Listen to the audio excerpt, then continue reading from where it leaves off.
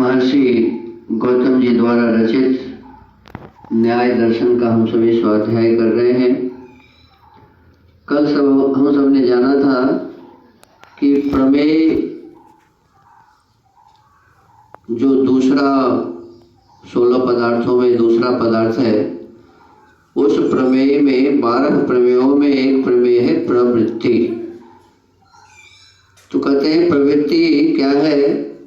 तो शरीर से, बुद्धि से, वाणी से किया गया जो कार्य है, क्रिया है, उसी को कहते हैं प्रवृत्ति। तो ये क्रिया हम दो तरह से करते हैं, एक है पाप वाला और एक है पुण्य वाला।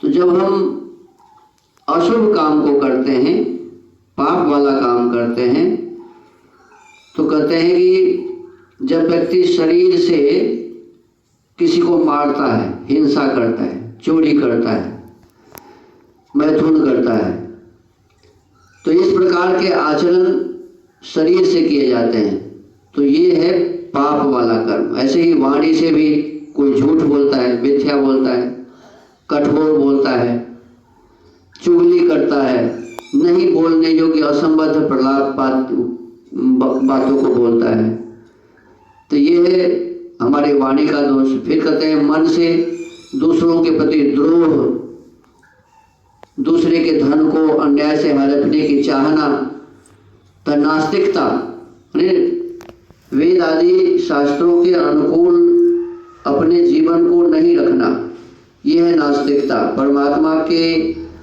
द्वारा बताए हुए मार्ग पर नहीं चलना, तो ये सभी पाप रूप प्रवृत्ति हैं। क्या है? पाप रूपी कर्म। इसी प्रकार से अब पुण्य वाला कर्म क्या है? तो कहते हैं दान देना। ये हाथ परमात्मा ने दिया है, तो शरीर से क्या करना? दान देना, दूसरों की रक्षा करना, परिचर्या माने सेवा आदि किया करना, यह है शरीर से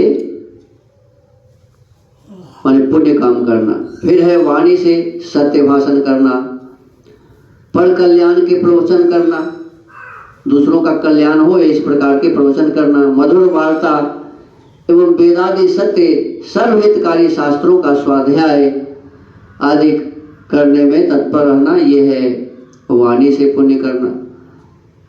फिर कहता है मन से सब प्राणियों के प्रति दया भाव और स्पृहा और अभिवंदनीय में श्रद्धा भाव रखने लगता है, यह शुभ प्रवृत्ति है जो धर्म का विस्तार करती है। तो इस प्रकार से हम अपने इस शरीर के माध्यम से, वाणी के माध्यम से और मन के माध्यम से दोनों प्रकार के काम कर सकते हैं, पुण्य का भी और पाप का भी। पुण्य का कार्य करने से हमें सुख मिलता है और पाप वाला काम करने से हमें दुख मिलता है। अब कहते हैं प्रवर्तना लक्षणा दोषाः। दोष का लक्षण बताते हैं। प्रमेय पठित क्रम प्राप्त दोष का लक्षण सूत्रकार ने बताया है कि प्रवृत्ति के हेतु होना जिनका लक्षण स्वरूप है, ऐसे दोषाः दोष कहे जाते हैं। प्रवर्तना पद का अर्थ है प्रवृत्ति का हेतु, प्रवृत्ति का कारण होना दोष का स्वरूप है। दोष वह है जो प्रवृत्ति कराने वाला है।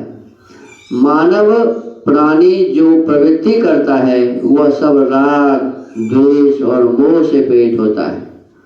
हम कुछ काम करते हैं तो पहले मन में कुछ भाव बनता है कि मुझे ये क्यों प्राप्त करना है।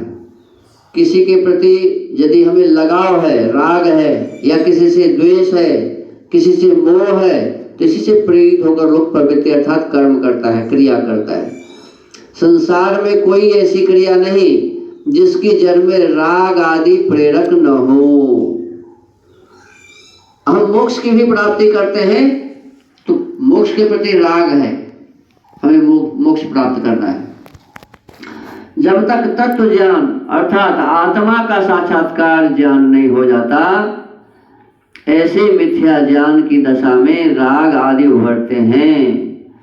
यानी सही जानकारी जब तक नहीं हो जाती कि आत्मा क्या है, परमात्मा क्या है, संसार क्या है, क्या करना चाहिए, क्या नहीं करना चाहिए, तो तत्व ज्ञान हो जाने से, ठीक ठीक ज्ञान हो जाने से फिर हम इस राग द्वेष आदि से दूर हो जाते हैं। आत्मा का साक्षात्कार ज्ञान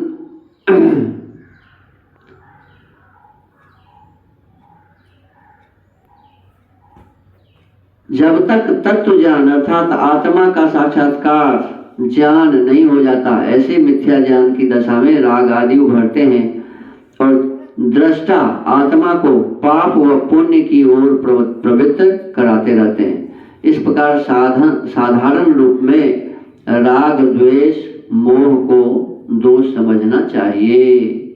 दोष किन किन को बताया? राग को, द्वेष को और मोह को।